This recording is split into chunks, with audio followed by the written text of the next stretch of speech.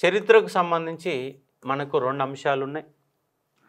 ఒకటి భారతదేశ చరిత్ర, రెండవది తెలంగాణ చరిత్ర. కానీ ఇక్కడ చరిత్ర పక్కన మీరు ప్రధానంగా చూడాల్సింది ఏంటంటే సంస్కృతి చూడాలి. సంస్కృతి మీరు ఇప్పటి వరకు చదివినటువంటి చరిత్ర ఏమిటంటే రాజకీయ చరిత్ర అనే కాన్సెప్ట్ చూశారు. రాజకీయ చరిత్ర చదివారు. రాజకీయ చరిత్రలో ఏం చూస్తారు మీరు సాధారణంగా అంటే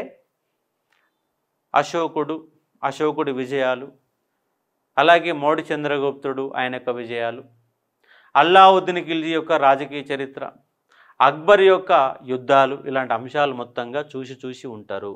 కాబట్టి ఈ పొలిటికల్ హిస్టరీ అనేది చాలా ప్రియారిటీ తక్కువ. చదవాల్సింది ఏం చదవాలంటే సంస్కృతి అనేది చదవాలి.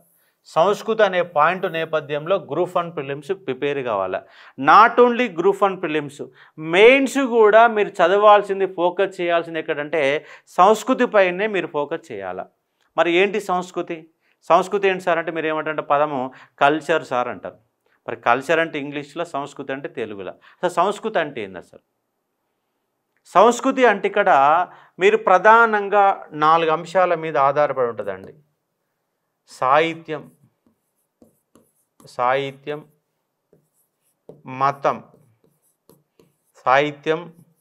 మతం, నిర్మాణం. ఇంకోటి కళలు అనే పదం వాడతాం. మతం, నిర్మాణం రెండు కలిపితే ఒక్కటే. బౌద్ధ మతం, జైన మతం, హిందూ మతం, క్రిస్టియానిటీ, ఖురాను లాంటి అంశాలు మొత్తం కూడా, ఇస్లాం మతం, ఈ మతం ఆధారంగా నిర్మించబడిన ఒక నిర్మాణం. ఈ నిర్మాణం మతం ఆధారంగా ఏర్పడిన కళలు. ఈ మత సాహిత్యం కూడా మత సాహిత్యం నేపథ్యంలోనే సాహిత్యం అనే కాన్సెప్ట్ ఉంటుంది. కాబట్టి సాహిత్యంతో పాటుగా మీరు భాషా సాహిత్యాలు అనే ఒక పాయింట్ మీరు చూస్తారు. భాషా సాహిత్యము, మతం ఆధారంగా ఉన్న నిర్మాణము మరియు కళలు. ఇది అండి మనం చదవాల్సిన, ఫోకస్ చేయాల్సినటువంటి పాయింట్. అది మెయిన్స్లో కానీ ఫిలిమ్స్లో కానీ ఈ ఏరియాకి వెళ్ళి మనకి ఎక్కువ బిట్లు వస్తున్న అంశాన్ని మీరు చూసుకోవచ్చు. ఇది కాకుండా మీకున్నటువంటి చరిత్రలు ఏముంటాయి? రాజకీయ చరిత్ర మరియు పరిపాలన అంశాలు ఉంటాయి. రాజకీయ చరిత్ర మరియు పరిపాలన అంశాలు ఇవి కొంత ప్రియారిటీ. కొంత మనకి ఇబ్బంది పెట్టేటువంటి ఏరియా ఏమిటంటే పరిపాలన అంశాలే కొంత ఇబ్బంది పెడతాయి. ఈ మెయిన్స్ ఓరియంటేషన్లు ఎక్కువ ఉంటాయి. ప్రిలిమ్స్ నేపథ్యంలో కొంత తక్కువ ప్రియారిటీ ఉంటుంది. పొలిటికల్ హిస్టరీ, అడ్మినిస్ట్రేషన్ హిస్టరీ అనేది కొంత ప్రియారిటీ తక్కువగానే ఉంటుంది. కాబట్టి సాహిత్యము, భాష, మతము, నిర్మాణము, కళల నేపథ్యంలో మీరు కొంత కాన్సెప్ట్ బేస్డ్లో మెయిన్గా ఫోకస్ చేస్తూ ప్రిపేర్ అయితేనే మనకు చరిత్రలో వస్తాయి. ఇక్కడ సంస్కృతిలో చాలామందికి ఇక్కడ గుర్తుపెట్టుకోవాల్సిన పాయింట్ ఏంటంటే ఉద్యమ చరిత్ర.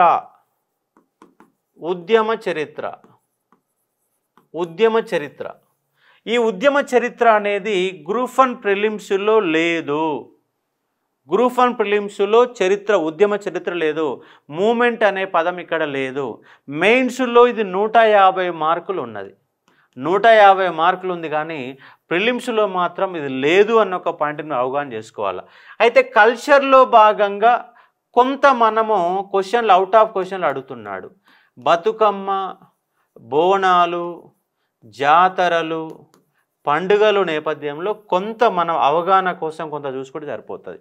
కానీ ఇక్కడ సాహిత్యం, శాతవాహనుల కాలంలో సాహిత్యం, శాతవాహనుల కాలంలో మతం, శాతవాహనుల కాలంలో నిర్మాణం, శాతవాహనుల కాలంలో కళలు, కాకతీయుల కాలంలో సాహిత్యం, కాకతీయుల కాలంలో మతం, నిర్మాణం, కళలు, అలాగే కుతుబ్ షాలు, అసబ్జాలు, అలాగే ఇండియన్ హిస్టరీ నేపథ్యంలో చూసుకునే ఒక ప్రయత్నం చేయాలా. ఇది మనకు అడిగేటటువంటి సందర్భంలో ఎక్కువగా సంస్కృతి అనే నేపథ్యం చూస్తే ఏన్షియంట్, ప్రాచీన భారతదేశ చరిత్ర, మధ్యయుగ భారతదేశ చరిత్ర, కంప్లీట్గా కల్చర్ అండి, టోటల్గా కల్చర్ నేపథ్యంలో ఎక్కువ క్వశ్చన్ పడతాయి. అదే మోడర్న్కి వస్తే కొంత చేంజ్ ఉంటుంది. ఎక్కడ జాతీయోద్యమం అనే పదం వచ్చినప్పుడు అక్కడ మూమెంట్ అనే కాన్సెప్ట్లో మనం చూసుకునే ఒక ప్రయత్నం చేస్తాం. కాబట్టి అక్కడ కొంత మారుతుంది. కానీ ancient and medieval Indian history కనుక మనం చూసినప్పుడు కల్చర్ని మనం ప్రధానంగా ఫోకస్ చేస్తూ చదవాల్సిన పాయింట్ ఉంటుంది. ఒకటే గుర్తుపెట్టుకోండి, మీకు ఇండియన్ హిస్టరీ బుక్ ఉన్నది, ఒక డిగ్రీ బుక్ చదువుతున్నారు లేదా ఇంటర్మీడియట్ బుక్ చదువుతున్నారు. ఆ ఇండియన్ హిస్టరీ బుక్లో ఇప్పుడు మొఘలాయులు అనే పాఠం ఉంది. ఈ మొఘలాయులు అనే పాఠంలో 100 పేజీలు ఉన్నాయి. 100 పేజీలు ఉంటే ఆ 100 పేజీలలో మొదటి 70 పేజీలు వదిలిపెట్టి లాస్ట్ 30 పేజీలు బాగా చదవాలి. ఇవి కూడా చదవాలి, చదువుదనట్లేమో.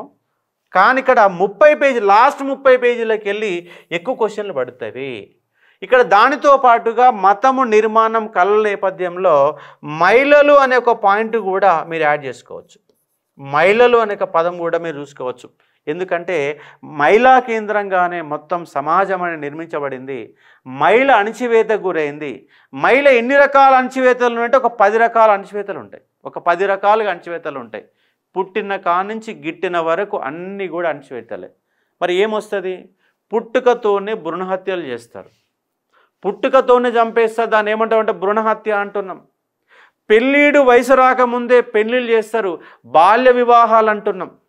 బాల్య వివాహం చేయంగానే ఒక వృద్ధుడికి ఇచ్చి పెళ్లి చేస్తారు, పైసలు ఇచ్చి పెళ్లి చేస్తారు. కన్యాశుల్కం అంటున్నాం లేదా వరకట్నం అంటున్నాం. వరకట్నం అంటున్నాం, కన్యాశుల్కం అంటున్నాం, బాల్య వివాహాలు అంటున్నాం, భ్రూణహత్యలు అంటున్నాం.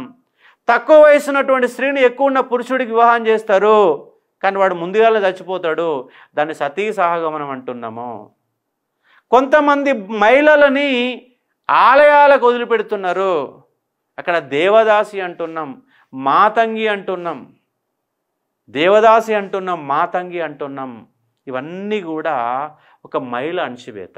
అంటే ఒక స్త్రీ పుట్టిన కానుంచి చనిపోయే వరకు పడే ఇబ్బందులే సాంఘిక దురాచారాలు అనే పేరుతో పిలుస్తున్నాం, సోషల్ ఈవెంట్స్ అనే పేరుతో పిలుస్తున్నాం. కాబట్టి మహిళ పైన అత్యాచారం, మహిళ బాల్య వివాహం, మహిళల యొక్క భ్రూణహత్యలు, ఇవన్నీ total Sati సహగమనం, Varakatnam, Kanyasulkam, that is the మహిళ. కాబట్టి ఈ నేపథ్యంలో మనకు బిట్స్ వస్తాయి. ఈ నేపథ్యంలోనే సోషల్ ఎక్స్క్లూజన్ నిర్మించబడింది. మతం నేపథ్యంలో సోషల్ ఎక్స్క్లూజన్ ఉన్నది. మతం నేపథ్యంలో సోషియాలజీ ఉన్నది. అంటే సోషియాలజీలో ఏమున్నది? మతం ఉన్నది. అన్ని రకాల మతాల అంశాలు ఉన్నాయి. మహిళలు పడుతున్నటువంటి ఇబ్బందులు ఉన్నాయి, వాళ్ళు చేసే చట్టాలు ఉన్నాయి, థర్డ్ జెండర్ సంబంధించిన అంశాలు ఉన్నాయి. దానితో పాటుగా ఈ మహిళల్లో కులం ఉన్నది, మహిళల్లో మతం ఉన్నది, సమాజంలో మతం ఉన్నది, సమాజంలో జాతి ఉన్నది, జాతి, వర్ణము, మహిళ, ఇవే గతే సోషియాలజీ. కాబట్టి సోషియాలజీ ఎక్కడికి వెళ్ళి వచ్చిందండి? ఇండియన్ హిస్టరీకి వెళ్ళి పుట్టినటువంటి అంశమే సోషియాలజీ. సోషియాలో సతీ సహగమనం ఉన్నది, సోషియాలో వరకట్నం ఉన్నది, వరకట్నం సంబంధించిన వ్యతిరేక చట్టాలు ఉన్నాయి. కాబట్టి మీరు సోషియాలజీ అనే సబ్జెక్టు ఇండియన్ హిస్టరీ, తెలంగాణ హిస్టరీని చదువుతూ పాలిటీ కనుక చదివితే మనకు 60 to 70% సోషియాలజీ బిట్లు మనం చేయగలుగుతాము అన్న పాయింట్ని ఇక్కడ మనం అర్థం చేసుకోవాలా.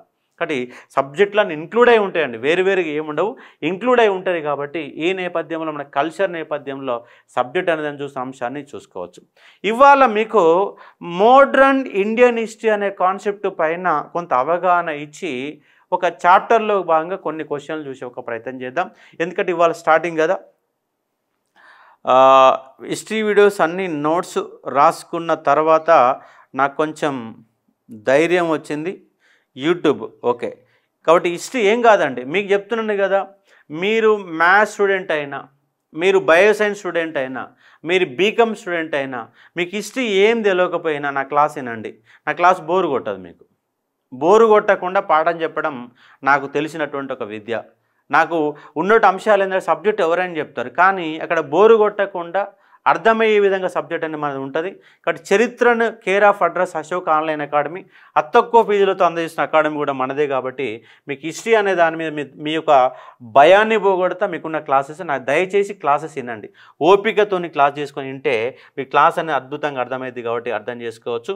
ఇప్పుడు భారతదేశ చరిత్రలో ఆధునిక భారతదేశ చరిత్ర పైన కొంత అవగాహన కల్పించే ఒక ప్రయత్నం చేస్తాను. చూడండి, క్వశ్చన్లు ఎక్కడికి వెళ్ళి పడతాయి, మనకి ఎన్ని క్వశ్చన్లు వస్తాయి, ఏ క్వశ్చన్లు ఎక్కడికి వెళ్ళి పడతాయి అనే ఒక నేపథ్యాన్ని మనం చూసే ఒక ప్రయత్నం చేద్దాం.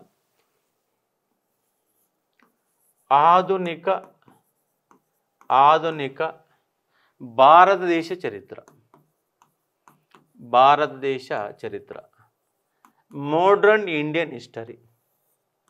మనకు ప్రాచీనం, అలాగే మధ్యయుగం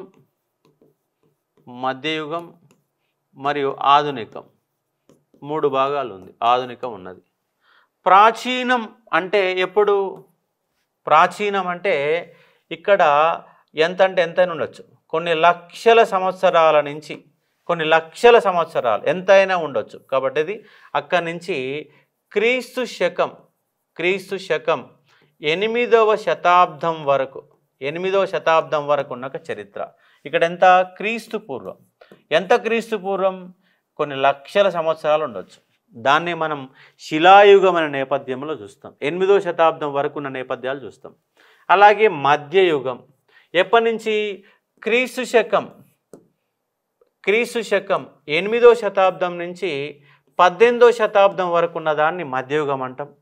18వ శతాబ్దం తర్వాత ఉన్నటువంటి కాలం, 18వ శతాబ్దం నుంచి 1964 వరకు మన చరిత్ర చూస్తాం.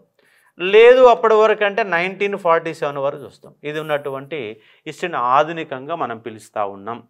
కాబట్టి ఇక్కడ ఆధునికం అనేది యూరోపియన్ హిస్టరీ నుంచి, యూరోపియన్ల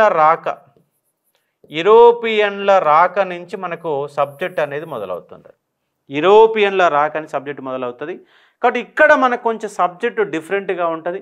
మధ్యయుగంలో మనకు చాలా తక్కువ సిలబస్ ఉంటుంది, సిలబస్ తక్కువగా ఉంటుంది. ఏన్షియంట్లో ప్రధానమైన చాప్టర్లు ఒక 5 వస్తాయి, 5 చాప్టర్లు వస్తాయి. మధ్యయుగంలో ప్రధానంగా మరొక 5 చాప్టర్లు వస్తాయి. ఒక 10 ప్రధాన చాప్టర్లు ఉంటే చిన్న చిన్న చాప్టర్లు ఒక 30 చాప్టర్లు వస్తాయి. 30 చాప్టర్లు వస్తాయి. చిన్న చిన్న ఒక 30 చాప్టర్ల వరకు వస్తాయి. 30 ఒక 10 40 చాప్టర్ల వరకు ఉంటుంది. ఇక్కడ మీకు మార్కులు కనుక చూస్తే ఇక్కడ ఒక 6 మార్క్స్. ఏన్షియంట్ ఇండియన్ హిస్టరీలో మనకు 6 మార్క్స్ వేసుకోండి, ఒక 6 మార్కులు. మధ్యయుగంలో 4 to 5 మార్క్స్, మోడ్రన్లో ఒక 8 మార్కులు. మొత్తం కలిపితే 20 మార్కులు దాటవండి. నేను నాది కాబట్టి ఎక్కువ మార్కులు వస్తాయి నేను చెప్పట్లేను.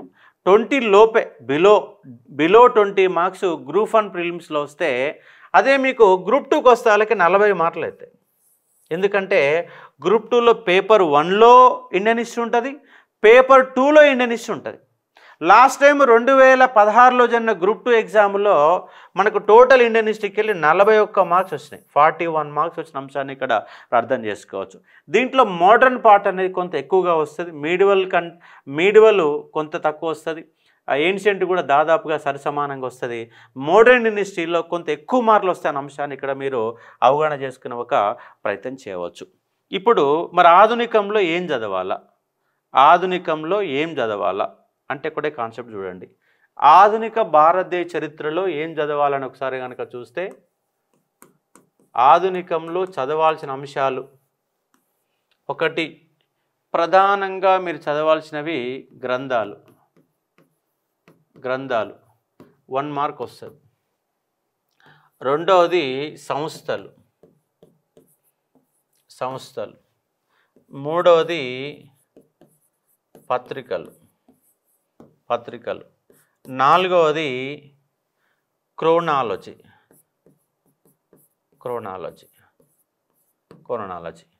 ఈ 4 పైన 4 ప్రశ్నలు పక్కా వస్తాయి. మనకు వచ్చేది 8 మార్కులు అండి. మనకు వచ్చేది 8 మార్కులు అయితే ఆ 8 మార్కులలో 4 మార్కులు గీనే ఉంటాయి, ఇంకేం రావు. 4 మార్కులు కంపల్సరీ గ్యారంటీగా వస్తుంది.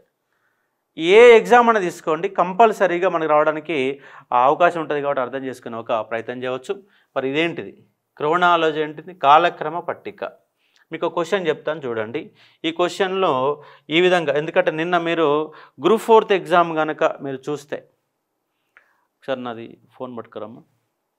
నీకు సార్ నిన్న ఆంధ్రప్రదేశ్ పబ్లిక్ సర్వీస్ కానీ గ్రూప్ 2 ఎగ్జామ్ జరిగింది. ఆ గ్రూప్ 2 ఎగ్జామ్లో, ప్రతి ఎగ్జామ్లో కూడా క్రోనాలజీ పైన ఒక క్వశ్చన్ ఇస్తారు. ఎట్లా ఉంటుంది ఈ క్రోనాలజీ? మోడర్న్ ఇండియన్ హిస్టరీ అనే నేపథ్యాన్ని కనుక మనం చూసే ఒక ప్రయత్నం చేస్తే, జాతీయోద్యమం పైన మనకు కంపల్సరీగా 2 క్వశ్చన్లు వస్తాయి. ఆ 2 క్వశ్చన్లో ఒక క్వశ్చన్ ఏంటంటే క్రోనాలజీ అని ఉంటుంది. ఇప్పుడు ఉదాహరణకు చూడండి, మీకు జాతీయోద్యమంలో ఏముంది? మితవాదం ఉంది, 2 అతివాదం ఉన్నది, 3 గాంధీ యుగం ఉంది. గాంధీ యుగం దీన్ని 1885 1905 1905 లేదా 6 నుంచి 1919 లేదా 20 1920 నుంచి 1947 వరకు ఇది 3 భాగాలు. అయితే దీంట్లో మీరు ప్రధానంగా ఎన్ని అంశాలు ఉన్నాయి అంటే 5 ఉద్యమాలు ఉన్నాయి. 5 ఉద్యమాలు ఉన్నాయి. 5 ఉద్యమాలు మీకు ఒక్కటే క్లాసులో ఈ క్రోనాలజీ అనే దానిపైన మీకు బిట్టు పోకుండా నీ ఇచ్చే బాధ్యత నాది. ఒకటే క్లాసులు చెప్తే ఎక్కువ ఏం పట్టదు. ఇక్కడ చూడండి, ఇక్కడ ఏముంది, వందే మాతర ఉద్యమం ఉంది. వందే మాతర ఉద్యమం, వందే మాతర ఉద్యమం, హోమ్ రూల్ ఉద్యమం, హోమ్ రూల్ ఉద్యమం, సహాయ నిరాకరణ ఉద్యమం, సహాయ నిరాకరణ ఉద్యమం, ఉప్పు సత్యాగ్రహం, ఉప్పు సత్యాగ్రహం, అలాగే క్విట్ ఇండియా ఉద్యమం, క్విట్ ఇండియా ఉద్యమం. ఇవి 5 ఉద్యమాలు.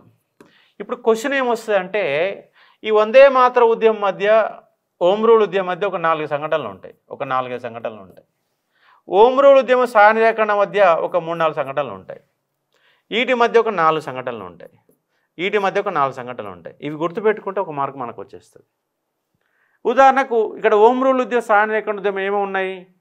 ఇక్కడ రౌలత్ చట్టం ఉంది, రౌలత్ చట్టం ఉంది, జలియన్ వాలాబాగ్ మరణకాండ ఉంది, జలియన్ వాలాబాగ్ మరణకాండ ఉంది, ఖిలాఫత్ ఉద్యమం ఉంది, ఖిలాఫత్ ఉద్యమం ఉంది, ఖిలాఫత్ ఉద్యమం ఉంది, సహాయ నిరాకరణ ఉద్యమం స్టార్ట్ అయింది. దీని తర్వాత ఏముంది, చౌరీ చౌరా సంఘటన ఉంది, చౌరీ చౌరా సంఘటన ఉంది. దీని తర్వాత ఏముంది, స్వరాజు పార్టీ ఉంది, స్వరాజు పార్టీ ఉంది. దాంతోపాటు ఏముంది, గాంధీ కాన్పూర్ సమావేశానికి అధ్యక్షత వహించినట్టు అంశం ఉంది. దాంతోనేముంది, నెహ్రూ నివేదిక ఉంది, నెహ్రూ కమిటీ ఉంది, నెహ్రూ నివేదిక ఉంది. దాంతోపాటు ఏముంది, లాహోరు సమావేశం ఉంది, లాహోరు సమావేశం ఉంది. అంటే లాహోరు సమావేశం, నెహ్రూ కమిటీ ఏర్పాటు, నెహ్రూ నివేదిక, స్వరాజ్ పార్టీ, చౌరీ చౌరా సంఘటన, ఇట్లా ఒక 5 సంఘటనలు వస్తాయి. 5 సంఘటనల వాడు క్వశ్చన్ ఏమంటాడంటే 4 అంశాలు ఇచ్చి ఈ క్రింది వాటిని వరుస క్రమంలో అమర్చండి అంటాడు. ఈ క్రింది వాటిని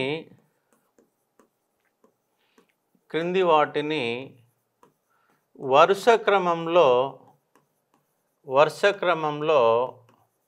అమర్చండి. ఇది బిట్టు.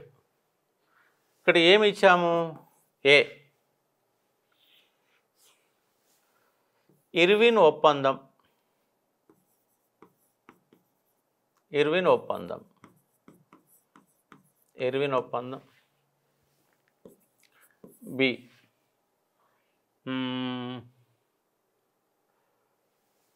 పూనా ఒప్పందం, పూనా ఒప్పందం,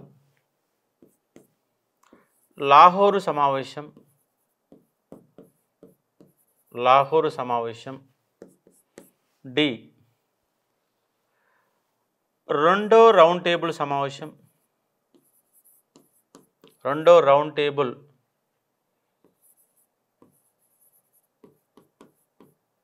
సమావేశం.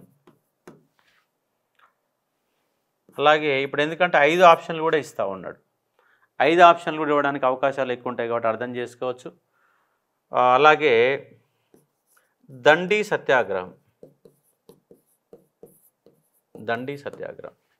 ఇది క్వశ్చన్, ఇది క్వశ్చన్. ఇప్పుడు ఆన్సర్ చెప్పండి చూద్దాం. ఇలాంటి క్వశ్చన్ పక్కా వస్తుంది, ఎందుకంటే ఇది 1930s మధ్య జరిగిన సంఘటనలు. ఇంకోటి ఏంది, 1920s మధ్య జరిగిన సంఘటనలు, 1930s, 1940 ఈ యొక్క తేదీల నేపథ్యంలో, ఈ 3 దశాబ్దాల నేపథ్యంలో 3 క్వశ్చన్లు మీకు ఫ్రేమ్ చేస్తారు. ఏబి డిసిఈ, ఈడి ఏసీబీ, ఈడి ఏసీబీ. అంటే ఈ క్వశ్చన్ ఇస్తే వాళ్ళకి ఏమైందంటే నీ టైంను మొత్తం కూడా కిల్ చేసే విధంగా ఉంటుంది. ఈ టైంను మొత్తం కూడా కిల్ చేసే విధంగా ఉంటుంది. చెప్పిన వాళ్ళు ఎవరు చెప్పాల, తప్పే చెప్పారు. ఈ క్వశ్చన్ ఇస్తే అంటే బాగా సబ్జెక్టు మీద గ్రిప్ ఉన్న వాళ్ళు మాత్రమే చేయగలుగుతారు, మిగతా వాళ్ళు చేయడం కష్టం. ఎందుకంటే ఇవన్నీ డేట్స్ అన్నీ తెలవాలా, డేట్స్ అన్నీ తెలవాలా. అంటే క్వశ్చన్ పేపరు చాలా టఫ్ ఉంది, అందకుండా ఉందని చాలామంది చెప్తారు. ఎస్, సూర్యారెడ్డి అవకాశం ఉంటుంది కొంత, ఎందుకంటే ఫస్ట్ సి ఆప్షన్ ఎన్నుకున్నవాడు, సి ఆప్షన్ ఎన్నుకున్నా కాబట్టి ఆన్సర్ ఉండడానికి అవకాశం ఉంటుంది. సి ఆప్షన్ ఉంటేనే ఆన్సర్ ఉంటుంది, లేకపోతే ఉండదు. ఎందుకంటే లాహోరు సమావేశం జరిగింది 1929, ఇర్విన్ ఒప్పందం జరిగింది 1931 మార్చి 5. పూనా ఒప్పందం జరిగింది రెండో రౌండ్ టేబుల్ సమావేశం అనంతరం జరిగింది. కాబట్టి ముందుగాల మనకు రెండో రౌండ్ టేబుల్ సమావేశం వస్తుంది 1932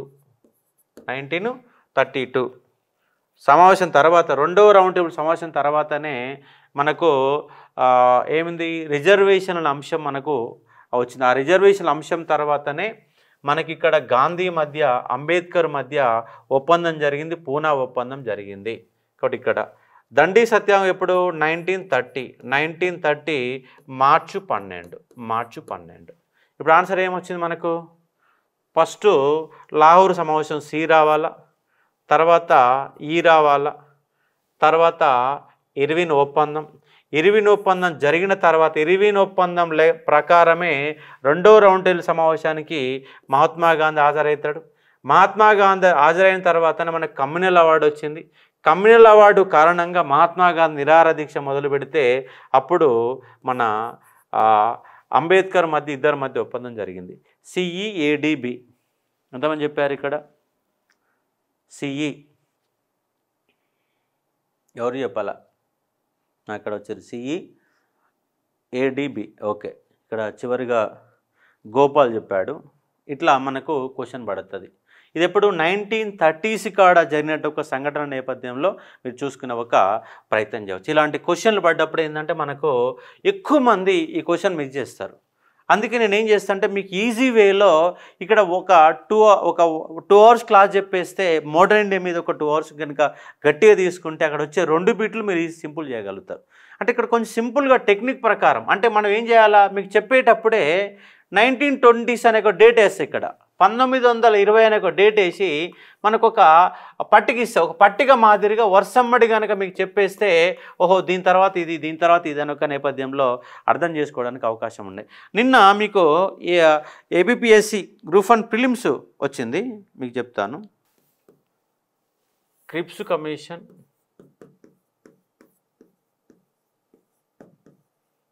నా రైటింగ్ జర మామూలుగా ఉంటుందండి, కాకపోతే అర్థమవుతుంది. క్రిప్స్ కమిషన్, గాంధీ ఇర్విన్ ఒప్పందం,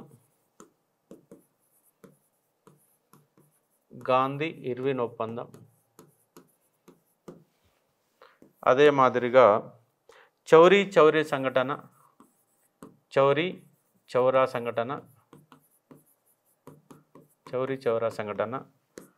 డి పూనా ఒప్పందం. ఇట్లా ఇస్తే ఈజీ, ఎవరైనా చెప్తారు. కానీ అక్కడ బాగా దగ్గరగా ఉన్నప్పుడు ఇస్తే చాలా కష్టం అయిపోతుంది. ఇది చాలా సింపుల్ చెప్పొచ్చు, ఎందుకంటే ఇక్కడ ఎక్కడ కూడా నీకు దగ్గర ఉన్నటువంటి తేదీలు లేవు. దగ్గర కనుక తేదీలు కనుక ఇస్తే కష్టమైపోతుంది. అంటే ఇక్కడ మనము అవేర్నెస్ ప్రోగ్రామ్ అన్నట్టు ఇక్కడ మనకి ఎక్కడ అంటే మన బిట్ ఎక్కడ ఫోకస్ చేయాలా అంటే మొత్తం పుస్తకంలో ఎంతో రాసి ఉంటుంది. ఇండియన్ హిస్టరీ బుక్ ఏ బుక్ తీసుకున్నా 500 పేజీలు తక్కువ ఉండదు. కానీ 500 పేజీలలో మనకు తక్కువ టైంలో మార్క్స్ పొందడం ఎట్లా అనే నేపథ్యంలోనే మనము ఈ యొక్క బ్యాచ్ అనేది కండక్ట్ చేస్తూ ఉన్నాం. కాబట్టి ఇది ఉన్నట్టు అంశంగా అర్థం చేసుకోవచ్చు. క్రిప్స్ కమిషన్ ఎప్పుడు 1942, ఇర్విన్ ఒప్పందం 1931, చౌరా సంఘటన 1922, పూనా ఒప్పందం 1932. ఇది ఎవరైనా చెప్తారు.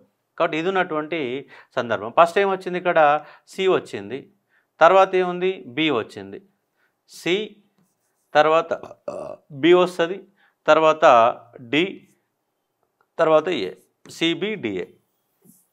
ఇట్లా మీరు ఏ ఎగ్జామ్ అని చూడండి, ఎనీ టైప్ ఆఫ్ ఎగ్జామ్ ఈ బిట్టు మీరు ఏ పేపర్ అని చూడండి, మళ్ళీ గ్రూప్ 1 మళ్ళీ 2 జరిగిన ఫిలిమ్స్లో మీరు చూసుకోండి, ఇంకే ఎగ్జామ్ అని చూడండి, ఇలాంటి బిట్ ఒకటి కంపల్సరీ క్వశ్చన్ అడుగుతున్న అంశాన్ని అర్థం చేసుకోవచ్చు. మన దీంట్లో అడిగినటువంటి ఒక క్రిటికల్ బిట్టు మీకు చెప్తాను, అది ఎంతమంది చెప్తారో చూస్తాను. ఈ బిట్టు చూడండి, అంటే అన్నిట్లో ఉండవన్నీ కాదండి, 1, 2 ఉంటాయి. A, Warren Hastings, Warren Hastings. B, Lord Wellesley. అంటే నెక్స్ట్ మీకు ముందే పీపీటీ చేసుకుని దాని ముందే క్వశ్చన్లు ఇస్తాము. Lord Minto 1, Lord Minto 1. D, Lord Hardinge 1,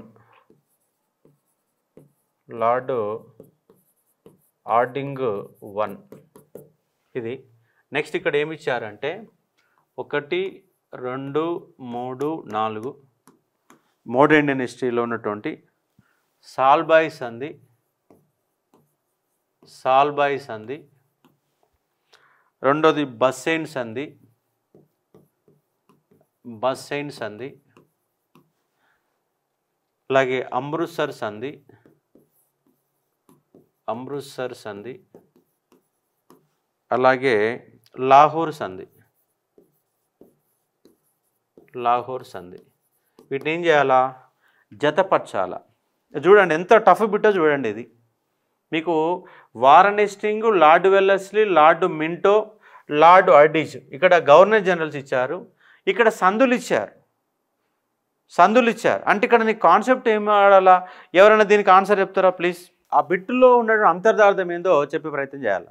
ఈ 2 యుద్ధాలు, ఈ 2 యుద్ధం ఆంగ్లో మరాఠా యుద్ధాలు, ఆంగ్లో మరాఠా యుద్ధాలు. ఇదేమో ఆంగ్లో సిక్కి యుద్ధం, ఆంగ్లో సిక్కి యుద్ధం. యుద్ధాలు తెలవాలి, ఆ టైంలో ఎవరున్నో తెలవాలా. ఉదాహరణకి నా వారన్ హేస్టింగ్ ఉన్నాడు 1772 నుంచి 1784 వరకు ఉన్నాడు వారన్ హేస్టింగ్. సాల్బాయి సంధి ఎప్పుడు జరిగింది? 1982లో జరిగింది. అలాగే బస్సెయిన్ సంధి, రెండో ఆంగ్లో మరాఠా యుద్ధం 1803 నుంచి 5 మధ్య రెండో ఆంగ్లో మరాఠా యుద్ధం జరిగితే ఆ సమయంలో అంటే 1798 నుంచి 1805 వరకు ఉన్నవాడు అంటే లార్డ్ వెల్లెస్లీ ఉన్నాడు. అలాగే లార్డ్ మింటో, అమృత్సర్ ఒప్పందం ఎవరెవరి మధ్య జరిగింది? రంజిత్ సింగ్ మధ్య మరియు లార్డ్ మింటో మధ్య జరిగింది. ఇది ఆంగ్లో సిక్కులతో. అంటే ఈ రెండు సంధులు ఎవరికి? సిక్కులకు సంబంధించిన అంశాలు. ఈ ఆంగ్లో మరాఠా యుద్ధాలు అయితే ఆంగ్లో సిక్ యుద్ధాలకు సంబంధించినటువంటి కాన్సెప్ట్. అంటే ఒక బిట్టు తయారు చేసేటప్పుడు ఇక్కడ ఆంగ్లో మరాఠా యుద్ధాలు, ఆంగ్లో సిక్ యుద్ధాలు అనే నేపథ్యంలో ఇచ్చిండు. ఎందుకంటే అమృత్సర్ ఒప్పందం నేపథ్యంలో సట్లెంజ్ నది అనేది సరిహద్దుగా ఉంటుంది. ఎప్పుడైతే 1839లో రణ్జీత్ సింగ్ మరణించిన తర్వాత బ్రిటిష్ వాళ్ళు ఆ సిక్కు రాజ్యాన్ని ఆక్యుపై చేసే ప్రయత్నం చేశారు. దాంట్లో భాగంగా 10 ఏళ్ళు పట్టింది. 1839 నుంచి 1849 వరకు. 49లో లాహోర్ ఒప్పందం జరిగి రెండో ఆంగ్లో సిక్కు యుద్ధం అనంతరం లాహోర్ సంధి జరిగింది. ఆ లాహోర్ సంధి ప్రకారమే ఈ యొక్క సిక్కు రాజ్యము బ్రిటిష్ యూనియన్లో కలిపేశారు. ఇది ఆంగ్లో మరాఠా యుద్ధాలు, ఆంగ్లో సిక్కు యుద్ధాలు. ఈ రెండింటిపైన అవగాహన ఉండాలా. ఆ సమయంలో ఎవడు గవర్నర్ జనరల్ నాకు అవగాహన ఉండాలి. అంటే ఈ యొక్క క్వశ్చన్ కనుక చూస్తే యుద్ధాలు అనే కాన్సెప్ట్, ఎందుకంటే ఆంగ్లో కర్ణాటక యుద్ధాలు, ఆంగ్లో మరాఠా యుద్ధాలు, ఆంగ్లో మైసూర్ యుద్ధాలు, ఆంగ్లో సిక్ యుద్ధాలు, ఆంగ్లో నేపాల్ యుద్ధాలు, ఆంగ్లో బర్మా యుద్ధాలు, ఆంగ్లో ఆఫ్ఘన్ యుద్ధాలు, ఇన్ని రకాల యుద్ధాలు ఉంటాయి. అన్ని యుద్ధాల కంటే ప్రధానంగా కర్ణాటక యుద్ధాలు, మైసూర్ యుద్ధాలు, మరాఠా యుద్ధాలు, సిక్ యుద్ధాలు, ఈ 4 యుద్ధాల పైన కంపల్సరీ బిట్ వస్తుంది. మీకు ఇంతకుముందు చెప్పాం. ఇక్కడ కాన్సెప్ట్ ఏం చెప్పాను? ఇక్కడ సంస్థలు, పత్రికలు, క్రోణాలు అని చెప్పిన. మరో పాయింట్ మీరు రాసుకోవచ్చు. క్వశ్చన్ కంపల్సరీ 100% యుద్ధాలు. బ్రిటిష్ వాడి యొక్క ఆర్థిక సామ్రాజ్య విస్తరణలో భాగంగా జరిగిన యుద్ధాలు, సంధుల పైన కంపల్సరీ క్వశ్చన్ వస్తుంది. అంటే మీకు వచ్చేటటువంటి 8 క్వశ్చన్లలో ఏమొస్తుంది అంటే బిట్ ఏమొస్తుంది చెప్పకపోవచ్చు, ఇదే బిట్ అని చెప్పలేం. కానీ బిట్ ఎక్కడికి వెళ్ళి వస్తుంది అనే కాన్సెప్ట్ మాత్రం మనం ఇవ్వగలుగుతాం. అది గుర్తుపట్టగలిగితే మనం గ్రూప్ 1 ప్రిలిమ్స్లో అన్ని ఏరియాలు, నాట్ ఓన్లీ ఈ మోడర్న్ ఇలాంటి క్వశ్చనే కాదు, ఏన్షియంట్లో ఏమొస్తాయి, తెలంగాణ హిస్టరీలో ఏమొస్తాయి, ఏ కాన్సెప్ట్కి బిట్ వస్తాయి, మనకు ఐడియాలజీ కనుక మనకు ఉంటే ఈజీగా ఎగ్జామ్లో సక్సెస్ కావడానికి అవకాశం ఉంటుంది. కాబట్టి అర్థం చేసుకోవచ్చు. అవునా కాదమ్మా, చెప్పండి అమ్మా విక్టోరియా గారు. దీని మీద బిట్ లేకుండా పేపర్ ఉంటుందా? నిన్న చూడండి ఏపీపీఎస్ సంబంధించినటువంటి ఆ పేపర్ కనుక మీరు చూస్తే ఇలాంటి ఈ బిట్ వచ్చి అంటే టఫెస్ట్ బిట్ల నేపథ్యంలో చెప్తా ఉన్నాను. కొన్నిసార్లు ఈజీ బిట్లు వస్తాయి. అందుకే ఇక్కడ పత్రికలు కూడా ఇస్తారు. ఈ పత్రికలలో ఏం చేస్తారంటే ఫేమస్ పత్రికలు ఒక 2 ఉంటాయి, పనికిరాని పత్రికలు 2 ఉంటాయి. ఇది నువ్వు గుర్తుపెట్టుకుంటావు, ఇది గుర్తుపెట్టుకో. అసలు అన్నోన్ పర్సన్ సంబంధించిన ఒక పత్రికలు ఇచ్చేసి మనల్ని కన్ఫ్యూజ్ చేస్తారు. అట్లాగే సంస్థలు అట్లే ఉంటాయి. ఈ 2 ఫేమస్ సంస్థలు ఉంటాయి, 2 అన్నోన్ ఉంటాయి. గ్రంథాలు అట్లే ఫేమస్ గ్రంథాలు 2 ఉంటాయి, 2 అన్నోన్ ఉంటాయి. అప్పుడు ఏమైందంటే ఆ రెండింటి ఆధారంగా మన ఆ బిట్లు తెలియకపోయినా మనం ఆన్సర్ చేసే ఒక ప్రయత్నం చేస్తే ఇక్కడ 5 క్వశ్చన్లు సింపుల్ రావడానికి అవకాశాలు ఉంటాయి. కాబట్టి అర్థం చేసుకోవచ్చు. అంటే మోడ్రన్లో మనకు బిట్ ఎక్కడికి ఎలా వస్తున్న నేపథ్యాన్ని మనం కొంచెం ఐడియా చేసుకొని చదువుకునే ఒక ప్రయత్నం చేయాలి. కాబట్టి మీరు ఇండియన్ హిస్టరీలో ఏన్షియంట్ నుంచి మొదలు పెడితే మోడర్న్ వరకు ఏ బిట్ ఎలా పడుతుంది అనే నేపథ్యాన్ని మీకు ఇస్తాను. దాని ఏరియాని మీరు బాగా ఫోకస్ చేసుకొని చూసుకునే ఒక ప్రయత్నం చేయాలి. ఈ గ్రంథాల లిస్ట్ ఒకరోజు మొత్తం డిస్కస్ చేస్తాం, సంస్థలపైన ఒకరోజు డిస్కస్ చేస్తాం, పత్రికల మీద ఒక 1 అవర్ కనుక మనం డెప్త్గా చూస్తే. ఎందుకంటే ప్రతి పర్సన్ పత్రికలు అనగానే జాతీయోద్యమంలో పాల్గొన్న వ్యక్తులే పత్రికలు స్థాపించారు, జాతీయోద్యమంలో పాల్గొన్న వ్యక్తులే సంస్థలు స్థాపించారు, జాతీయోద్యమంలో పాల్గొన్న వ్యక్తులే గ్రంథాలు చూపించారు. అంటే ఇక్కడ వ్యక్తుల యొక్క పర్సనల్ బయోగ్రఫీ అనే గ్రిప్ ఉంటే ఈ 3 బిట్లు మనం యూజ్ చేయొచ్చు. అంటే బాలంగా తిలక్ కావచ్చు, లాలాజీ పత్రికలు కావచ్చు, అరవింద ఘోష్ కావచ్చు, స్వామి వివేకానంద కావచ్చు, ఇలాంటి వ్యక్తులు అనే వాళ్ళు ఒక 20 మంది వస్తారు జాతీయోద్యమంలో. ఆ 20 మంది గనక స్థాపించిన సంస్థలు, పత్రికలు, గ్రంథాలు కనుక మనం కొంచెం ఫోకస్ చేయగలిగితే 3 బిట్లు సింపుల్గా మన చేతిలో ఉంటాయి. యుద్ధాల గురించి ఒకరోజు డెప్త్గా కాన్సెప్ట్ బేస్లో మనకు డిస్కస్ చేస్తాం. జాతీయోద్యమంలో ఇప్పుడు 1885లో మనకు ప్రారంభమైంది. 85 నుంచి నీకు 1905 వరకు సంవత్సరాల మధ్య ఏముండదు, 20 ఏళ్ళు బ్లాంకే, పెద్ద అంశమే ఉండదు, బిట్లే పడవు. నీకు 1905 నుంచి మొదలైంది అసలు కథ. అన్నిటికంటే ముఖ్యంగా 1915 నుంచి 1944 వరకు ఉన్న క్రోనాలజీ అనేది ఒక బిట్ గ్యారంటీగా రావడానికి అవకాశాలు ఎక్కువ ఉంటాయి. కాబట్టి అర్థం చేసుకునే ఒక ప్రయత్నం చేయవచ్చు. ఇది ఉన్నట్టు ఈ విధంగా మనము చూసుకునే ఒక ప్రయత్నం చేస్తాం. ఇప్పుడు అట్లాగే మీకు మోడర్న్లో కూడా మరొక 2-3 క్వశ్చన్లు చూపించే ప్రయత్నం చేస్తాను. చూడండి, అంటే మనకు ఇంటెన్సివ్ బ్యాచ్ ఉద్దేశం ఇదే. అంటే ఏది పడితే సబ్జెక్టు మొత్తం మళ్ళీ చెప్పుకుంటూ పోవడం కాకుండా ఎక్కడ బిట్టు పడుతుందంటే ఆ ఏరియా నీకు ఇచ్చేసిన ముందే ఆ ఏరియా పైన ఫోకస్ పెడతావు. అప్పుడు బిట్టు ఎగ్జామ్లు చేయడానికి అవకాశాలు ఎక్కువ ఉంటాయి. ఇప్పుడు సమస్య ఏంటంటే పేపర్ విధానం ఏం మారింది. ఇంతకుముందు పలానా గ్రంథం ఇచ్చేసి ఇది ఎవరు రాసిరు అంటే 4 వ్యక్తుల పేర్లు ఇచ్చి ఏదో ఒకటి పెట్టేవాళ్ళం. అట్లా కాదు, 4 గ్రంథాలు ఇస్తాడు, 4 వ్యక్తులు ఇస్తాడు, 4 సంస్థలు ఇస్తాడు, 4 వ్యక్తులు ఇస్తాడు, 4 పత్రికలు ఇస్తాడు, 4 వ్యక్తులు ఇస్తారు. అన్ని జతపరచాలి. జతపరచడం అనే కాన్సెప్ట్లో ఒకటే ప్రశ్నలో మనకు 4 ప్రశ్నలు అనేవి మనకు కనపడతాయి. ప్రశ్న ఒకటే కానీ ఎన్ని కనపడతాయి, 4 కనపడతాయి అనే అంశాన్ని ఇక్కడ మీరు అర్థం చేసుకునే ఒక ప్రయత్నం చేయవచ్చు. ఇది ఉన్నటువంటి నేపథ్యం. కాబట్టి ఇక్కడ మనము ఈ మోడర్న్ ఇండియన్ హిస్టరీలో ఎట్లా ఫోకస్ చేయాలా ఆ నేపథ్యాన్ని కనుక మనం చూస్తే ఇంకో ప్రశ్న ఎక్కడ పడుతుంది మనకంటే ఈ సాంఘిక సంస్కరణ ఉద్యమాలు ఉన్నాయి కదా, సాంఘిక సంస్కరణ ఉద్యమాలు ఈ ఉద్యమాల కాడ కూడా మనకు బిట్టు కంపల్సరిగా గ్యారంటీకి 100% బిట్టు వస్తుంది. ఏముంటాయి ఇక్కడ బ్రహ్మ సమాజం, ఆర్య సమాజం, ప్రార్థన సమాజం, దివ్యజ్ఞాన సమాజం, వీటితో పాటు ప్రధానమైన 5 సమాజాలు ఉంటే 5 సమాజాలు కాకుండా చిన్న చిన్న సమాజాలు ఒక ఆత్మగౌరవ ఉద్యమాలు వస్తాయి. ఆత్మగౌరవ ఉద్యమాలు ఏమున్నాయి, అలాగే కుల ఉద్యమాలు వస్తాయి. ఆ కుల ఉద్యమాలలో ఏమున్నాయి కాబట్టి సాంఘిక సంస్కరణ ఉద్యమాలకు వెళ్ళి కంపల్సరీ ఒక బిట్టు మనము ఇక్కడ చేసుకోవచ్చు. బ్రహ్మ సమాజం, ఈ బ్రహ్మ సమాజంలో ఏమంటాడు, బ్రహ్మ సమాజంలో కేశవ చంద్రసేన అనే వ్యక్తి కూడా వస్తారు. బ్రహ్మ సమాజాన్ని స్థాపించిన వ్యక్తి ఒక వ్యక్తి అయితే దాంట్లో ఇంక్లూడ్ అయిన వ్యక్తులు 3 వస్తారు. ఆ 3 వ్యక్తుల గురించి మనకు కొంత డెప్త్గా సమాచారం తీసుకుంటే ఈజీగా ఉంటుంది. కాబట్టి సాంఘిక సంస్కరణ ఉద్యమాల కాడ ఒక బిట్టు వస్తుంది మనకు. ఇంకోటి ఏంటంటే మనకు ఒక బిట్టు బాగా క్రిటికల్ బిట్ ఎక్కడ పడుతుంది అంటే కుల ఉద్యమాలు, గిరిజన ఉద్యమాలు, అలాగే రైతాంగ ఉద్యమాలు, అలాగే ఇంకోటి ఏముంది జమీందారు ఉద్యమాలు. ఈ 3 బ్రిటిష్ వారికి వ్యతిరేకంగా ఆయా ప్రాంతాలలో వచ్చిన ఉద్యమాలనే ఈ 3 ఉద్యమాలు కనపడతాయి. ఈ 3 ఉద్యమాల మీద కంపల్సరీ బిట్ వస్తుంది.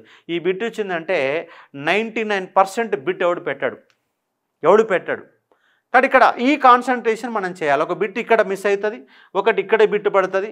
ఇంకోటి ఏంటంటే విప్లవాత్మక యుగం అని ఇంకోటి వస్తుంది. విప్లవాత్మక యుగం.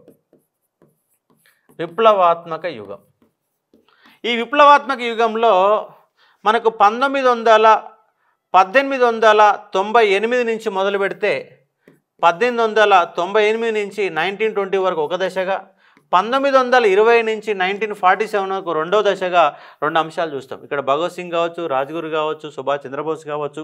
ఇక్కడ విప్లవాత్మక యుగంలో ఎవరెవరు వచ్చారు, ఎక్కడెక్కడ ఏ ఉద్యమాలు జరిగిన నేపథ్యాన్ని ఇక్కడ కొంత ఫోకస్ చేసుకుంటే ఇక్కడో బిట్ రావడానికి అవకాశం ఉంటుంది. అలాగే ఇప్పుడు యుద్ధాలు అనే కాన్సెప్ట్ చూసినాం. యుద్ధాలలో మనం ఏం కనుక్కోవాలా, ఈ యుద్ధాలలో భాగంగా మీరు చూసినటువంటి కాన్సెప్ట్లో యుద్ధాలలో మీరు ప్రధానంగా ఇంకో పాయింట్ కూడా మీరు తీసుకోవాల్సిన పాయింట్ ఏంటంటే ఇక్కడ 1850 సిపాయిల తిరుగుబాటు కూడా యుద్ధాలలో మనం కలిపేసుకుంటాం. దాంతోపాటుగా ప్లాసీ యుద్ధం, బక్సార్ యుద్ధాలు మొత్తం అనేక పాయింట్ తీసుకొని ఆ యుద్ధాలపైన మనం కంప్లీట్గా ఫోకస్ పెడితే బిట్ వస్తుంది. కురణాలపైన బిట్ వస్తుంది ఈ మూడింటిపైన. అలాగే ఇప్పుడు చెప్పినటువంటి సంస్థలు లాంటి అంశాలపైన చూసుకునే ప్రయత్నం చేస్తాం.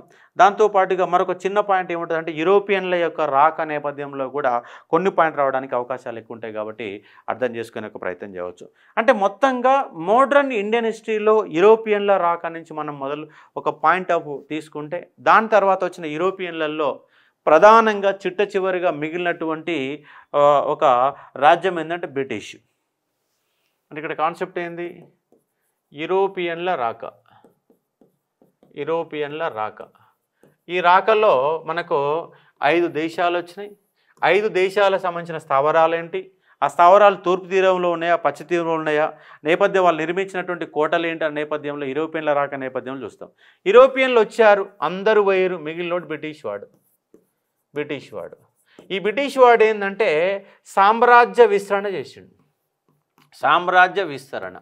ఈ సామ్రాజ్య విస్తరణలో ఏమొచ్చినాయంటే యుద్ధాలు వచ్చినాయి. ఆ యుద్ధాల ద్వారా భారతదేశాన్ని ఆక్రమించుకున్నటువంటి భారతదేశాన్ని వెళ్ళగొట్టడం కోసం ఏమొచ్చిందంటే జాతీయోద్యమం వచ్చింది. సింపుల్గా 3 పాయింట్లు చెప్పాను చూడండి. యూరోపియన్లు వచ్చారు, వాళ్ళు కొట్లాడుకున్నారు, 4 దేశాలు పోయినాయి, ఒకటే దేశం మిగిలింది, బ్రిటిష్ మిగిలింది. ఆ బ్రిటిష్ వాడు భారతదేశం ఆక్రమించడానికి భాగంగా యుద్ధాలు చేసిండు. ఏ యుద్ధాలు చేశాడు అంటే మనకు ప్లాసీ యుద్ధంతో మొదలుపెట్టి అదేవిధంగా బక్సార్ యుద్ధంతో మొత్తంగా మొట్టమొదటిసారిగా, అంటే ఈ యుద్ధాల కంటే ముందు బ్రిటిష్ వాడు భారతీయులకు పన్ను కట్టినటువంటి బ్రిటిష్ వాడు పన్నులు చెల్లించడం మొదలుపెట్టాడు. మీకు చూడండి 1600 సంవత్సరం నుంచి 1765 వరకు, అంటే ద్వంద్వ ప్రభుత్వం ఏర్పడే వరకు ఈ యొక్క ఎన్ని సంవత్సరాలు, ఈ యొక్క 160 సంవత్సరాల పాటు బ్రిటిష్ వాడు మనకేం చేసిందంటే పన్నులు కట్టిండు, మనకే కట్టిండు పన్నులు. కానీ 1765లో అలహాబాదు సంధి ప్రకారం, బక్సార్ యుద్ధం తర్వాత అలహాబాద్ యొక్క సంధి అనంతరం వాడేం చేసిన మన కాడ భారతీయుల కాడ పన్ను వసూలు చేసుకున్నాడు. ఎంత డిఫరెన్స్ చూడండి.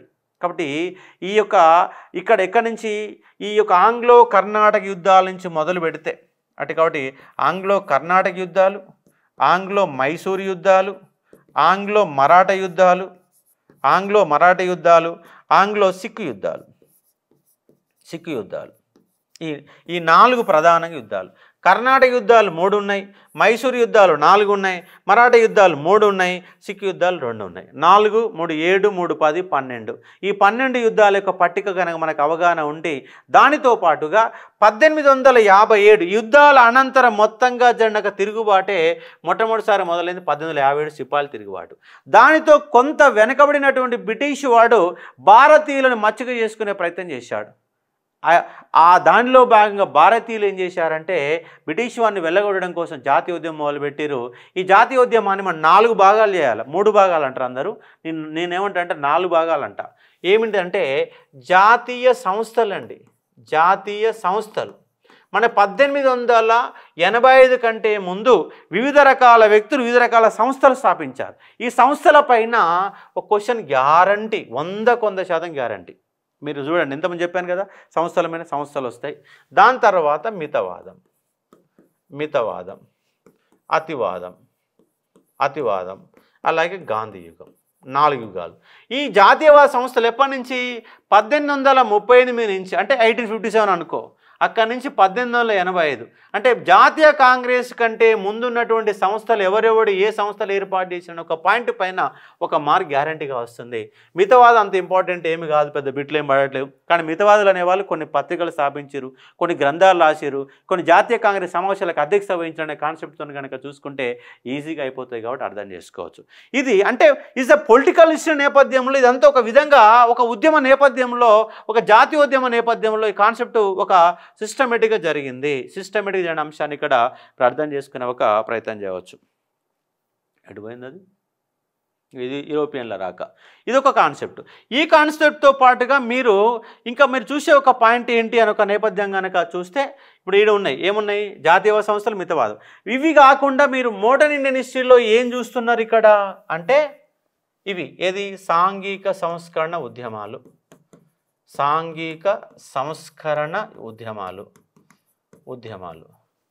రెండవది దీంతో పాటుగా మరొక ఉద్యమాలు, సాంఘిక సంస్కరణ ఉద్యమాలు ఒక ఉద్యమాలు అయితే, వాటితో పాటుగా గిరిజన ఉద్యమాలు, వీటి కోణం వేరు, కుల ఉద్యమాలు, అలాగే రైతాంగ ఉద్యమాలు, ఇప్పుడు చెప్పినట్టు రైతాంగ ఉద్యమాలు, జమీందారీ ఉద్యమాలు. అంటే ఇక సాంఘిక సంస్కరణ ఉద్యమాలు, ఇక్కడ ఈ కుల, రైతాంగ, జమీందారు ఉద్యమాలు. వీటితో పాటుగా విప్లవాత్మక యుగం.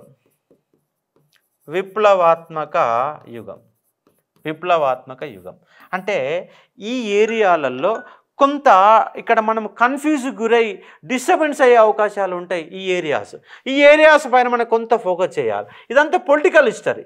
ఏది ఇంతకుముందు చెప్పినటువంటి యూరోపియన్ల రాక, బ్రిటిష్ వాడి యొక్క సామ్రాజ్య విస్తరణ, ఆంగ్లో కర్ణాటక యుద్ధాలు, జాతీయోద్యమం, ఈ 3 కాన్సెప్ట్ ఏంటిది, ఈజ్ ద పొలిటికల్ మూమెంట్తో లింక్ అయినటువంటి సబ్జెక్ట్ ఉంటుంది. మరి ఇక్కడ ఏ ఉద్యమం వస్తుంది అంటే, ఇది కల్చరల్ మూమెంట్గా సాంఘిక సంస్కరణ, గిరిజన ఉద్యమాలు, కుల ఉద్యమాలు, రైతాంగ ఉద్యమాలు, జమీందారు, ఒక విప్లవాత్మక ఉద్యమం. ఇక్కడ కూడా కొంత కల్చర్ పాయింట్స్ కూడా మనం చూడవచ్చు. ఇది పొలిటికల్ మూమెంట్ కిందకి ఇది ఒక పాయింట్ వస్తుంది, కానీ ఇక్కడ కల్చరల్ యాక్టివిటీస్లో మనం చూస్తాం. కాబట్టి ఇది మనకు మేజర్గా మోడ్రన్ ఇండియన్ హిస్టరీలో ఉన్నటువంటి కాన్సెప్ట్ ఆఫ్ ఐడియాలజీగా మీరు చూసుకునే ఒక ప్రయత్నం చేయవచ్చు. ఈ కోణంలో మన సబ్జెక్టులు అనేవి కొనసాగుతూ ఉంటాయి. కాబట్టి ఇక్కడ మనకు మోడర్న్ డే మీద ఒక 4-5 క్లాసులు కనుక మీకు గట్టిగా తీసుకుంటే మీరు ఏం చదవాలో మీ భయం మొత్తం పోతుంది. ఒక్కసారి మన ఓల్డ్ వీడియోస్ ఒక 20 అవర్స్ ఉంటుంది. 20 అవర్స్ అంటే చక్కగా 3 రోజులు చదివేసుకుంటే మోడర్న్ పైన నియమాలు రావడానికి అవకాశాలు ఎక్కువ ఉంటాయి. ఇది మోడర్న్. అట్లా మీడియాలో ఎట్లా చదవాలనేది, ఏన్షియంట్ ఎట్లా చదవాలని కూడా చూస్తాం. ఇట్లా మీకు క్వశ్చన్స్ ఇస్తాను, ఇక్కడ మీకు ఇట్లా ఎక్స్ప్లెయిన్ చేస్తూ మళ్ళీ కొన్ని క్వశ్చన్లు ఇస్తాను, కొన్ని బేసిక్ క్వశ్చన్లు ఇస్తాను, కొంత కాన్సెప్ట్ క్వశ్చన్లు ఇస్తాను. ఇట్లా రోజు ఒక 7-10 క్వశ్చన్ల వరకు ఎక్స్ప్లెయిన్ చేసి, సబ్జెక్ట్ ఎక్స్ప్లెయిన్ చేసి, మళ్ళీ క్వశ్చన్ ఆన్సర్ రూపంలో కూడా మీకు చెప్పే ఒక ప్రయత్నం చేస్తాను. అప్పుడు ఏమైందంటే సబ్జెక్టు పైన నీకు మొత్తం ఒక క్లియరెన్స్, గందరగోళం మొత్తం కూడా పోతుంది. ఇది చూడండి, ఇది యూరోపియన్లు భారతదేశానికి వచ్చిన వరుస క్రమాన్ని గుర్తించండి అనేది బిట్. ఇది బేసిక్ బిట్, ఇది కాన్సెప్ట్ బిట్ కాదు. ఒకసారి చెప్పండి, ఎవరో చూస్తాను. ఓకే, ఇప్పుడు ఆన్సరు ఇక్కడ చూద్దాం. ఇక్కడ పోర్చుగీసు, డచ్. మీరు కన్ఫ్యూజ్ ఎక్కడ వస్తుంది అంటే ఇక్కడ వస్తుందండి, ఈ రెండింటి కాడ కన్ఫ్యూజ్ వస్తుంది. చివరికి వచ్చింది ఫ్రెంచ్ అని తెలుసు, మొదట వచ్చింది పోర్చుగీస్ అని తెలుసు. అంటే ఇక్కడ మనం డైలమాకి గురవుతున్న ఒక నేపథ్యాన్ని పాయింట్ ఆఫ్ రేజ్ చేసుకోవాలి. ఫస్ట్ క్వశ్చన్ చదవగానే మనకి ఎక్కడ డిస్టర్బెన్స్ అవుతున్న ఒక పాయింట్ కానీ రేజ్ చేసుకుంటే ఈజీ అవుతుంది. ఇప్పుడు చూడండి, ఇక్కడ డేన్స్, బ్రిటిష్, ఇక్కడ ఏముండాలి, ఇక్కడ ఇది యువతలకు ఉండాలా, ఇది అవతలకు ఉండాలి, అంతే తేడా ఏం లేదు. కాబట్టి పోర్చుగీస్ అనేది మనకు 1498లో వచ్చింది, డచ్ అనేది 1605లో వచ్చింది, 2లో ఏర్పడితే. అలాగే బ్రిటిష్ అనేవాళ్ళు 1613లో వచ్చారు. అలాగే డేన్స్ అనేవాళ్ళు 1620లో వచ్చారు, 1616లో ఏర్పాటు 20లో వచ్చారు. ఫ్రెంచ్ అనేది 1668లో వచ్చారు, 68లో వచ్చిన సందర్భంగా అర్థం చేసుకోవచ్చు. అంటే ఇక్కడ మీకు కన్ఫ్యూజ్ ఏముంది, గీనే డేన్స్ బ్రిటిష్ కానీ కన్ఫ్యూజ్. ఇక్కడ ఇది 2 వర్షం అంటే ఓకే, చివరిది కూడా ఓకే. ఇప్పుడు యాడ్ డిస్టర్బెన్స్ ఉంది నీకు, ఇది ముందుకు రావాలి అంతే. That is the answer. నీ కింద కూడా చూడలే, అసలు ఏం పెట్టినా కూడా ఆప్షన్ కూడా చూడలే. కాబట్టి ఇట్లా మీరు ఆ కన్ఫ్యూజ్ ఒకటే, మీరు ఒక చదువుతున్నారు, ఒక టాపిక్ మొత్తం చదివారు, ఆ టాపిక్ మొత్తం చదివినాక దీంట్లో మనల్ని ఇబ్బంది పెట్టే ఏరియా ఏంటని గుర్తుపెట్టుకోవాలి. ఏదో చదువుతున్నాం అయిపోయింది మూసేస్తే కుదరదు. ఈ టాపిక్ మొత్తం చదివినాక ప్రశ్నలు ఎక్కడికి వెళ్ళి వస్తాయి, దీంట్లో బేసిక్స్ ఏంటి, కాన్సెప్ట్ ఏంది, ఎక్కడ మనం కన్ఫ్యూజ్ గురవుతున్నాం, ఎక్కడైతే కన్ఫ్యూజ్ గురవుతున్నా ఆ కన్ఫ్యూజ్ కాడ నువ్వు కొంచెం ఒక 10 నిమిషాలు కనుక వెయిట్ చేస్తే నీ ఆన్సర్ అనేది దొరికిపోతుంది. పుస్తకం మొత్తం చదివిన తర్వాత ఒక 10-15 నిమిషాలు నువ్వు వెనకకు వచ్చి నువ్వు ఏడ ఇబ్బంది పడుతున్నా, ఎక్కడ బిట్టుపోతుంది అనే ఒక నేపథ్యాన్ని కనుక చేస్తే అయిపోతుంది. జస్ట్ పాయింట్ అంతే, ఇది ముందర ఉంది, దాంతో ఆన్సర్ వచ్చేస్తుంది. దాని గురించి మనం గాబరాపడాల్సిన అంశం లేదు. ఆన్సర్ ఉందా ఇక్కడ చూడండి. ఇక్కడ ఫస్ట్ ఏబి ఉంది, ఏబి ఉంది. తర్వాత ఏం రావాలి, ఫస్ట్ డిసి రావాలి, ఏబిడిసిఈ ఇది ఆన్సర్గా ఉంటుంది కాబట్టి అర్థం చేసుకోవచ్చు. అట్లా ఇంకో క్వశ్చన్ చెప్తాను చూడండి. ఇది నిన్న కూడా అడిగినటువంటి క్వశ్చనే. ఇది ఇంత ఇంత ఇంత క్రిటికల్గా లేదు. నిన్న ఏపీపీఎస్లో కూడా బిట్ ఇచ్చాడు. ఏమన్నాడు, బ్లూ వాటర్ పాలసీని ప్రవేశపెట్టిందని ఒకటే, ఈ బిట్ ఒకటే అడిగిండు. కానీ ఇక్కడ ఉన్నటువంటి 4 పాయింట్లు ఉన్నాయి. ఆన్సర్ ఎవరు పెడతారో చూడండి. ఇవ్వచ్చు. అది నాకు నిజంగా పొలిటీషియన్గా ఉండి నేను ఒక ఎకనామికల్ దమ్ ఉంటే రాష్ట్రం మొత్తం ఒక యూనివర్సిటీని ఏర్పాటు చేసి ఆ యూనివర్సిటీలో 70% సీట్లు నిరుపేదలకు ఇచ్చి 30% మాత్రం ఫీజులు పెడతాను నేను. ఆశయాలు ఉన్నాయి కానీ మన ఆశయాల దగ్గర ముందుకు పోతామనే లేదు తెలియదు. డి ఆన్సరు ఏబిసిడి 4 ఆన్సర్ కరెక్టా? ఓన్లీ సి అంటున్నారు, ఏబిడి ఆన్సర్ అంటున్నారు. కాబట్టి ఇక్కడ సతీ సహగమనాన్ని నిషేధించింది ఎవరు అంటే ఆల్బు క్లార్క్ అనేవాడు సతీ సహగమనాన్ని నిషేధించాడు. ఇదొక తప్పు. కాబట్టి సి లేకుండా ఆన్సర్ ఉన్నటువంటి ఆన్సరు ఏబిడి. కొంచెం ఇంకా ఇన్డెప్త్ కల్చర్ నేపథ్యంలో పోయినప్పుడు ఇంకా లోతుకు పోతాయి. ఫస్ట్ డే కాబట్టి ఇబ్బంది పెట్టకుండా చూసే ప్రయత్నం చేస్తాను. ఇది వాళ్ళు ఉన్నటువంటి మీకు డెమో క్లాసు. రేపు అసలుగా మోడర్న్ ఇండియన్ హిస్టరీ క్లాస్ ఇచ్చే ఒక ప్రయత్నం చేస్తాను.